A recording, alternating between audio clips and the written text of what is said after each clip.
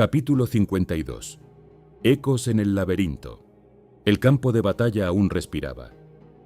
No con vida, sino con ese temblor residual que queda cuando la violencia se ha retirado hace apenas unos instantes. El aire estaba cargado de polvo, de humo y del olor metálico de la sangre. Las banderas de Elindor ondeaban con dificultad entre cuerpos caídos y armas abandonadas, mientras el sol descendente teñía todo de un rojo apagado, casi cansado. Riven permanecía de pie, con la espada baja, observando. A su alrededor, los soldados comenzaban a reagruparse. Algunos atendían a los heridos, otros vigilaban a los prisioneros, arrodillados en pequeños grupos, con las manos atadas a la espalda. Eran hombres de Valdara, exhaustos, cubiertos de barro y miedo. Ya no había odio en sus miradas, solo incertidumbre. Ralem se acercó limpiándose la hoja con un gesto brusco. Su armadura estaba marcada por golpes recientes, y en su rostro aún ardía la exaltación del combate. Sonreía. «Terminó», dijo. «No sin costo, pero terminó». A unos pasos de ellos, el maestre Thorian daba instrucciones con voz firme pero serena. Su túnica estaba manchada, no por negligencia, sino porque había estado donde debía estar, entre los vivos y los muertos.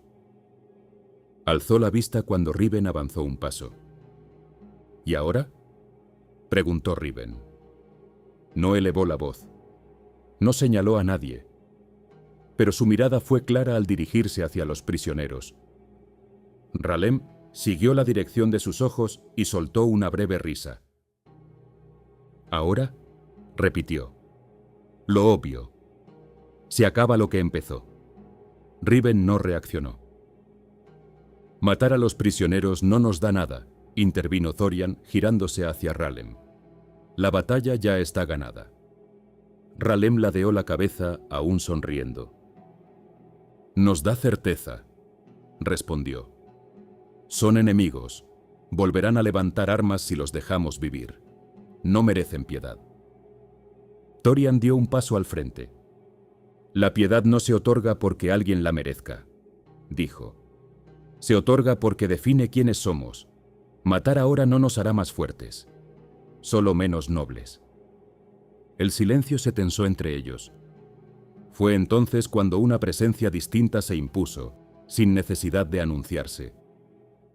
El sonido del metal negro desplazándose sobre la tierra hizo que varios soldados se giraran al mismo tiempo.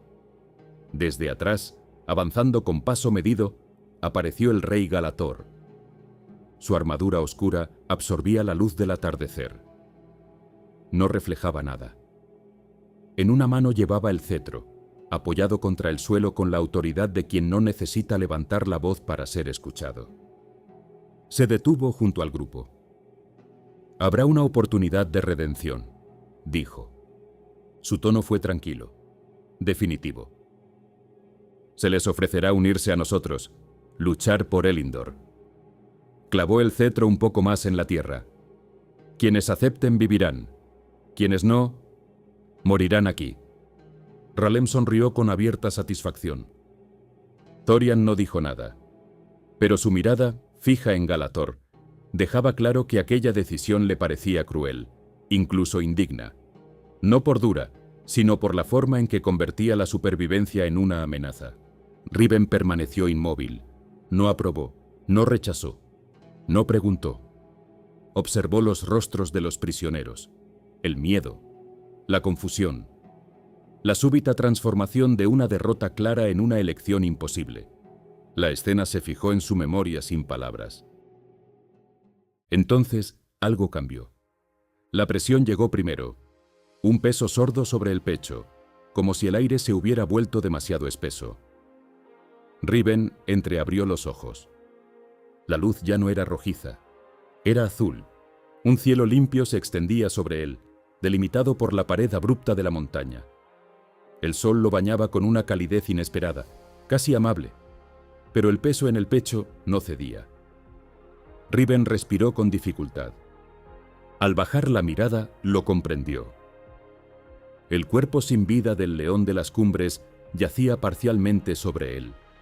su pelaje oscuro había bloqueado el viento durante la noche, atrapando el calor de ambos cuerpos. La bestia que había intentado matarlo lo había protegido del frío.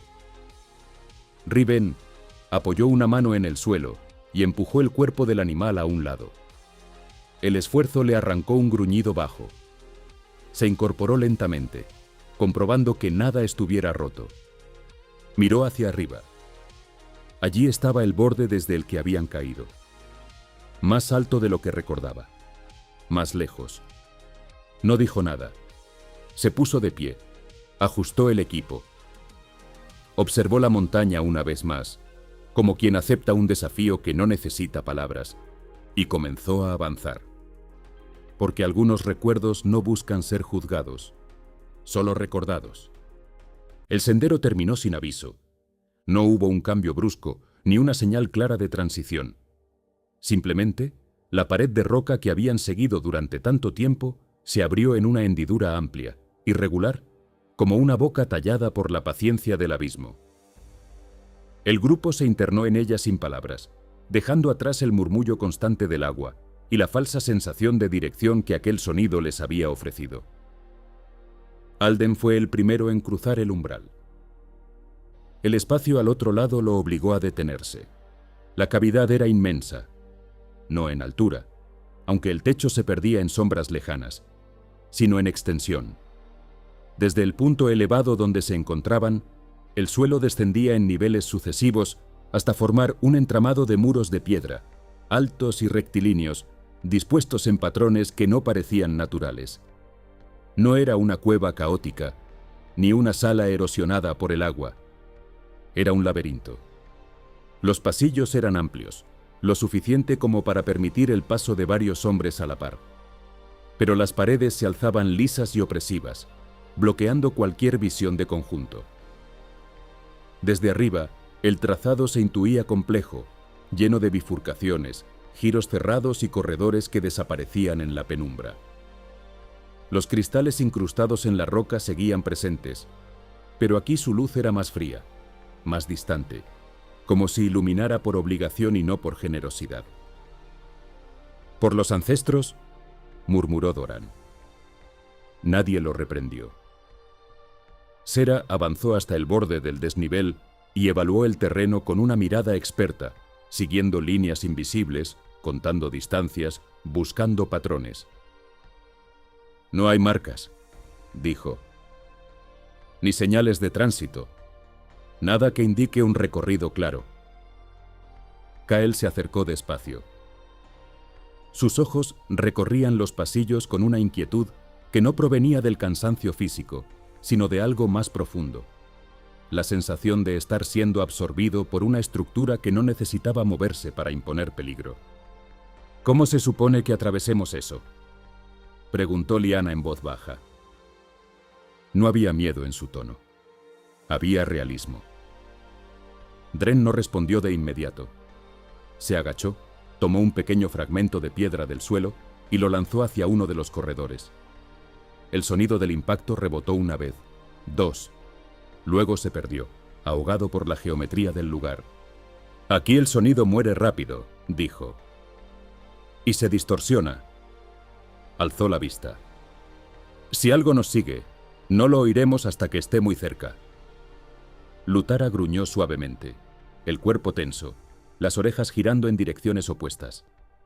No señalaba un punto concreto, sino una incomodidad general, como si el propio espacio le resultara hostil.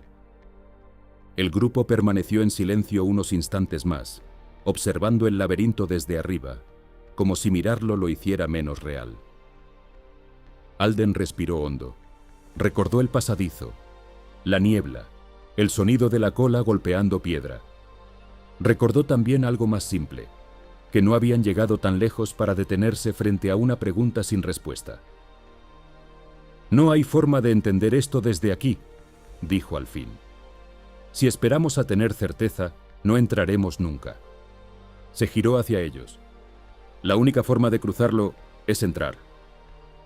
Nadie lo contradijo. Descendieron con cuidado por una rampa natural que los condujo al primer nivel del entramado. Al pisar el suelo del laberinto, La sensación cambió de inmediato.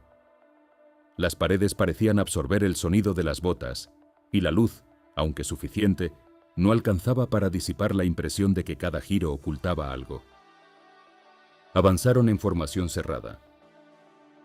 Alden al frente, Dren ligeramente desplazado hacia un costado, Sera cubriendo la retaguardia. Lyanna caminaba con una mano cerca de la empuñadura, la otra lista para invocar viento si el espacio lo permitía. Kael mantenía el escudo bajo, pero preparado. Doran avanzaba con el hacha apoyada en el hombro, el ceño fruncido. Cada cruce ofrecía decisiones. Izquierda o derecha, recto o descenso. Pasillos que se estrechaban, otros que se abrían demasiado. El laberinto no atacaba, no emitía sonidos, no mostraba trampas visibles. Simplemente existía. Y en algún punto, Alden sintió la certeza incómoda de que no estaban recorriéndolo solos. No dijo nada, pero sus ojos se detuvieron un segundo más de lo necesario en una esquina que acababan de dejar atrás. Avanzaron durante varios minutos sin hablar. 2 giros a la derecha, 1 a la izquierda, un corredor largo que descendía apenas. Dren se detuvo de repente. «No», murmuró. Alden lo miró. «¿Qué ocurre?» Dren señaló el suelo. Allí, junto a la pared, descansaba el pequeño fragmento de piedra que había arrojado desde el borde del laberinto. Nadie había dicho nada, pero todos entendieron lo mismo al mismo tiempo. No habían dado la vuelta, no habían regresado, y aún así, estaban de nuevo en el mismo lugar. Alden miró el corredor por el que acababan de pasar. Allí, entre 2 salientes de roca, algo había cambiado. Muy poco, demasiado poco. Cuando el grupo avanzó y el último de ellos desapareció tras un giro, un par de ojos se abrieron entre las sombras. No brillaban como los de una bestia salvaje. No reflejaban la luz de los cristales. Observaban. Seguían el movimiento con paciencia absoluta, memorizando ritmos, contando pasos, aprendiendo la forma en que aquellos intrusos respiraban y se movían entre los muros. El laberinto guardó el secreto. Y el grupo siguió avanzando, sin saber que cada decisión, cada giro, estaba siendo registrado por algo que no tenía prisa. Porque en el abismo, perderse no siempre es un error.